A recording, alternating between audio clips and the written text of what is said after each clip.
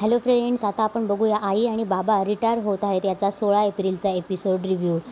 शुभा आणि स्वीटी नारडाच्या ऑफिसमध्ये जाते तेव्हा स्वीटी शुभा दुर्गा देवीला बोलते, म्हणजे आता आमच्याबद्दल सगळंच माहिती असेल. तेव्हा दुर्गा देवी बोलते, हो, आता तुम्ही आमच्या नारडा कंपनीशी व्यवहार केलेला आहे. मग एकदा आपलं म्हटलं की आम्ही सगळ्यांची माहिती ठेवत असतो. सीमा खुर्ची मागे लपलेली असते आणि चोरून ऐकत असते. तेव्हा नारडा पण बोलतो, आम्ही आमच्या माकडून शिकलोय मिसेस किल्लेदार. तेव्हा शुभा बोलते, मग आमचं बोरथळचं घर आमच्यापासून कसं हिरावून घेण्यात आलं हेही तुम्हाला माहिती असेल. तेव्हा दुर्गादेवी बोलते, नो, असं बोलायचं नाही शुभाताई. अहो, जो व्यवहार झाला त्याची कागदपत्र तुमच्याकडेही आहेत आणि आमच्याकडेही आहेत. इकडे यशवंत खुर्चीवर बसलेला असतो. तेव्हा समीर त्यांना बोटं टोचत बोलतो, असं करणार का बाबा? भूक लागली आहे का?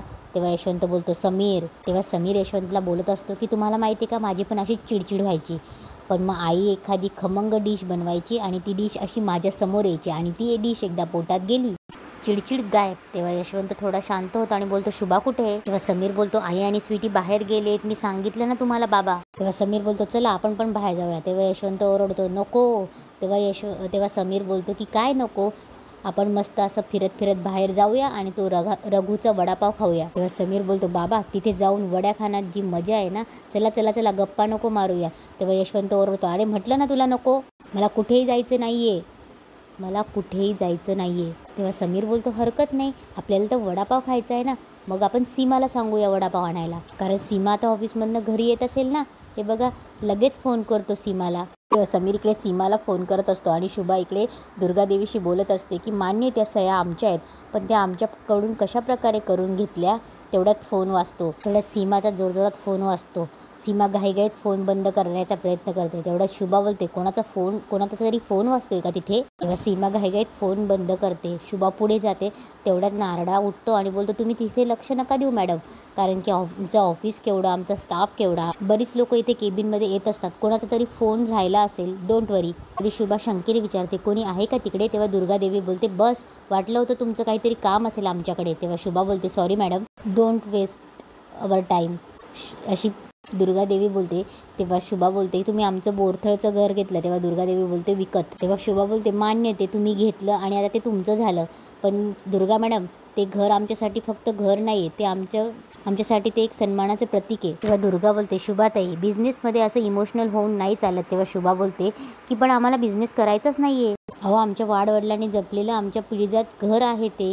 तेव्हा दुर्गा बोलते, त्याचा आम्हाला विचार नाही करायचा आहे, आता खूप उशीर झाला आहे. शुभा बोलते, मॅडम मला सांगा, तुम्ही या शहरात मोठ्या मोठ्या बिल्डिंग्स बांधतात, टॉवर बांधतात का? सांगा ना, का या शहरात तुमचे फ्लॅट्स विकले जातात, तुम्हाला गिराईक मिळतात, आमच्या छोट्याशा गावात, आमच्या छोट्याशा घरात काय होणार आहे? तुम्हाला काय फायदा होणार आहे त्याचा? तेव्हा दुर्गादेवी बोलते, कमाले, तुम्ही आता आम्हाला बिझनेस शिकवणार?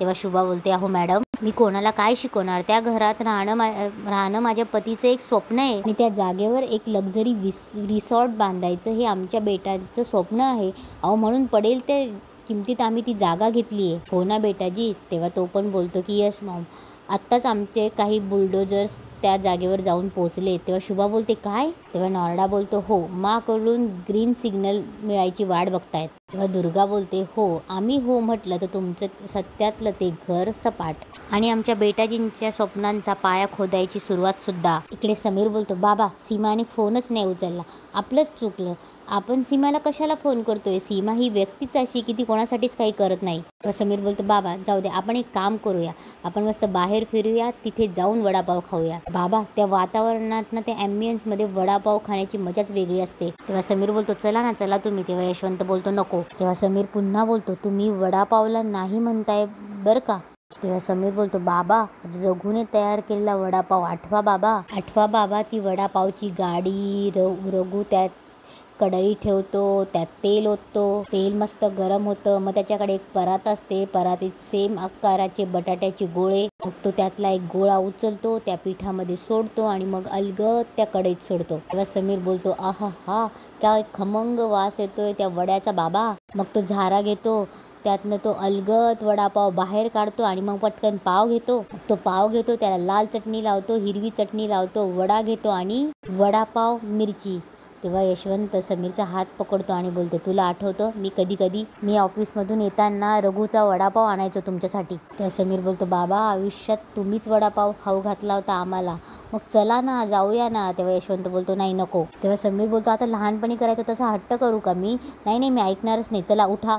समीर यशवंतला जबरदस्ती उठवतो आणि बोलतो, असं काय करता बाबा, आपण वडापावच नाही आपण भजीपाव खाऊया. कितीतरी प्रकार देतो आपला रघु. इकडे शुभा बोलते, अहो दुर्गा मॅडम मी हात जोडते तुमच्यापाशी, मी हवं तर तुमच्या पाया पडते, पण तुमचं ते बुलडोजर थांबवा. तेव्हा दुर्गा बोलते, अहो काय आता तर तुम्ही जास्त अपेक्षा करतात आमच्याकडून. तेव्हा शुभा बोलते, अहो ऐका ना नारडा साहेब, अहो तुमच्यासाठी ती साधी जमीन आहे पण आमचं घर आहे ते. तेव्हा नारडा बोलतो, आता तासाभरात परत ते घर होत्याचं नव्हतं होईल मिसेस किल्लेदार, कशाला जीव काढतायत त्या पडक्या घरासाठी. तेव्हा शुभा बोलते, अहो नाही दुर्गा मॅडम प्लीज आमचं घर आहे ते. तेव्हा दुर्गा बोलते, तुमचं घर आता ते तुमचं राहिलेलं नाहीये. तेव्हा दुर्गा बोलते, घमंडे. तेव्हा घमंडे बोलतो, चला पुष्कळ वेळ घेतला तुम्ही, चला. तेव्हा शुभा परत रिटर्न येते आणि बोलते, मला फक्त 1 वर्ष द्या. तेव्हा दुर्गा बोलते, 1 वर्ष कशासाठी? तेव्हा शुभा बोलते, माझं बोरथळचं घर परत तुमच्याकडनं विकत घेण्यासाठी. तेव्हा शुभा बोलते, हो मॅडम मी तुम्हाला शब्द देते, मी शुभा यशवंत किल्लेदार तुम्हाला शब्द देते की 1 वर्षाच्या आत तुमचे सगळे पैसे देऊन मी बोरथळचं घर तुमच्याकडनं पुन्हा विकत घेईल. तेव्हा नारडा बोलतो, तुमच्या शब्दाला मार्केटमध्ये काय किंमत आहे मिसेस किल्लेदार? ते घर मी 60 लाखाला विकत घेतलंय, त्यात तुमच्या वाटण्या झाल्याच असतील, त्या झाल्यावर प्रत्येकाच्या वाट्याला किती पैसे आले असतील त्याचा चांगलाच अंदाज आहे मला, आणि तुम्ही ते घर 1 वर्षात पुन्हा विकत घ्यायचं म्हणताय. अशक्य गोष्टींची स्वप्न बघू नका मिसेस किल्लेदार. तेव्हा शुभा बोलते, माझ्या नवऱ्याने एक साधं स्वप्न पाहिलं होतं पण तेही आता अशक्य ठरू पाहताय, मला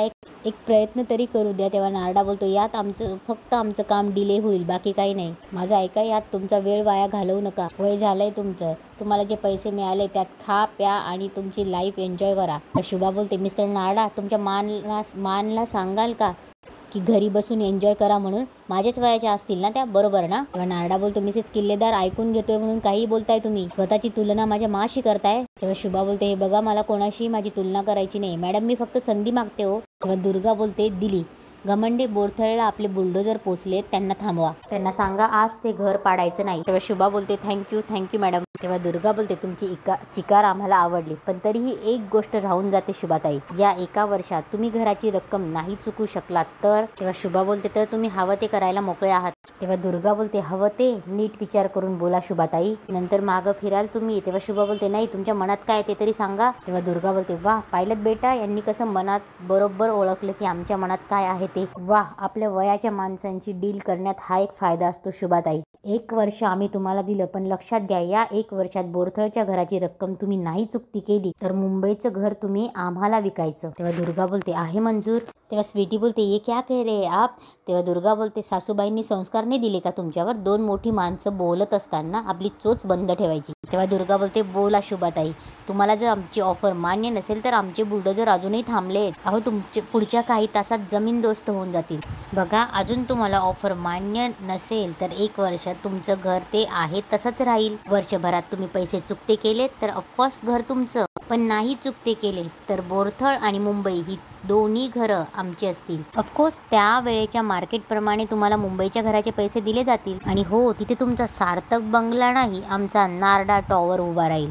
तेव्हा स्वीटी बोलते, आई हमें इनकी बात मानने की कोई जरूरत नहीं है, चलिए आप. तेव्हा दुर्गा बोलते, आम्हाला वाटलंच होतं की जुगार खेळताना पण जिगार असावा लागतं. तेव्हा स्वीटी बोलते, आई चलिए ना. तेव्हा दुर्गा बोलते, बोला शुभाताई, बिझनेस करताना पण पटापट निर्णय घ्यावे लागतात. बोला शुभाताई, आमचं हे चॅलेंज मंजूर आहे की नाही तुम्हाला? तेव्हा स्वीटी बोलते, आई चलिए ना प्लीज, चलिए यहाँ से हम किसी लॉयर से बात करेंगे, चलिए आप. तेव्हा शुभा स्वीटीचा हात खाली करते. तेव्हा शुभा दुर्गाशी हात मिळवते. तेव्हा शुभा बोलते, मला तुमचं चॅलेंज मंजूर आहे. 1 वर्षाच्या आत आमचं बोरथळचं घर तुमच्याकडून सोडवून घेईन, नाहीतर आम्ही आमच्या मुंबईचं घर तुम्हालाच विकू. इकडे समीर आणि यशवंत बाहेर आले असतात. समीर यशवंतला सांगत असतो की हा रघुचा वडापाव इतका फेमस झालाय ना, सांगू तुम्हाला बाबा, कधीही या एवढीच गर्दी असते, तुम्ही इथे थांबा, मी वडापाव घेऊन येतो. समीर वडापाव घ्यायला जातो. यशवंत तिथे उभा असतो. त्याला ते आठवत असतं की शुभा त्याला सांगत असते की मकरंदनी विकले बोरथळचं घर, मी आता नारडाच्या ऑफिसमधनं येते, हे बघा त्याचे पेपर्स. तेव्हा यशवंतला भाऊसोबतचं पालखीचं नाच पण आठवत असतो, होळीचा दिवस आठवत असतो. तेव्हा यशवंत बोलत असतो की हा सगळा डाव याचा आणि मकरंदचा होता. त्या दिवशी या दोघांनी मिळून मुद्दाम सगळ्यांना भांग पाजली होती हे सगळं यशवंतला आठवत असतं. समीर इकडे वडापाव घेत असतो आणि यशवंत तिथून निघून जातो. इकडे शुभा आणि स्वीटी नारडाच्या ऑफिसनं बाहेर येतात. तेव्हा शुभाला थोडं चक्कर आल्यासारखं होतं. तेव्हा स्वीटी तिला एका सोफ्यावर बसवते. तेव्हा स्वीटी पटकन शुभाला तिथून पाणी देते. तेव्हा स्वीटी बोलते अब ठीक है, मैं जानती हूँ ये सब कैसे होगा, इसका टेन्शन है आपको.